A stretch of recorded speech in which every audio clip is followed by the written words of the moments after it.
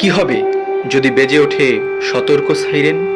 বিশ্বজুড়ে যদি লেগে যায় তৃতীয় বিশ্বযুদ্ধের দামামা? কেমন হতে পারে একবিংশ শতাব্দীর এই তৃতীয় বিশ্বযুদ্ধ? কতটা ভয়ঙ্কর পরিণতি হতে পারে পৃথিবীর? এই যুদ্ধের শেষ পরিণতি কি হতে পারে?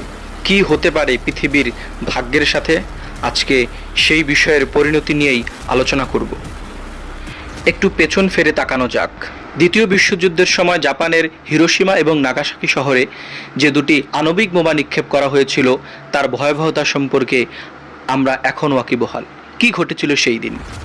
ইতিহাসের সবচেয়ে ভয়ঙ্কর বোমা হামলা হয়েছিল সেদিন। লিটল বয় এবং ফ্যাটম্যান নামের দুটি আণবিক বোমা নিক্ষেপ করা হয়েছিল শহর দুটির উপরে। মুহূর্তেই প্রায় 2 লক্ষ মানুষ মৃত্যুর কোলে ঢলে পড়ে। 1 সেকেন্ডের মাথায় প্রায় 1.5 লক্ষর মতো মানুষের প্রাণহানি ঘটে। প্রশ্ন হচ্ছে, কতটা ক্ষমতাবান ছিল এই বোমা দুটি? লিটল বয় এবং ফ্যাটম্যানের ক্ষমতা ছিল যথাক্রমে 15 কিলোটন টিএনটি এবং 21 কিলোটন টিএনটি। 1 কিলোটন টিএনটির ক্ষমতার একটি বোমা প্রায় 1 থেকে 2.5 কিলোমিটার দূরবর্তী অঞ্চলের সকল কিছুকে ধ্বংসস্তূপে পরিণত করার ক্ষমতা রাখে। সেই ক্ষেত্রে 15 কিলোটন এবং 21 কিলোটন টিএনটির ক্ষমতাবান এই দুটো বোমা নাগাসাকি এবং হিরোশিমাকে সম্পূর্ণভাবেই ধ্বংসস্তূপে পরিণত করেছিল। এবার একটি পরিসংখ্যান দেখা যাক। পৃথিবীতে ছোট বড় মিলিয়ে শহর আছে প্রায় 10,000-এর মতো। যদি লিটল বয় কিংবা ফ্যাটম্যানের সমতুল্য বোমা দিয়ে সমগ্র পৃথিবীকে ধ্বংস করতে হয় তাহলে আমাদের 10,000 বোমাই যথেষ্ট। কিন্তু এখানেই শেষ নয়। লিটল বয় এবং ফ্যাটম্যান ছিল আণবিক বোমা, কিন্তু বর্তমানে আমাদের হাতে রয়েছে তার চেয়েও 1000 গুণ বেশি শক্তিশালী পারমাণবিক বোমা।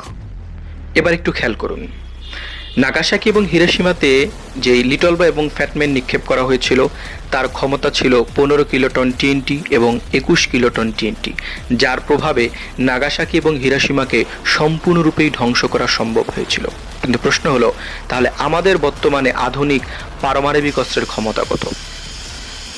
আমাদের হাতে এখন বর্তমানে যে পারমাণবিক অস্ত্র রয়েছে তার প্রত্যেকটির ক্ষমতা প্রায় 150 কিলোটন টিএনটি হতে 10 লক্ষ টন টিএনটির সমান।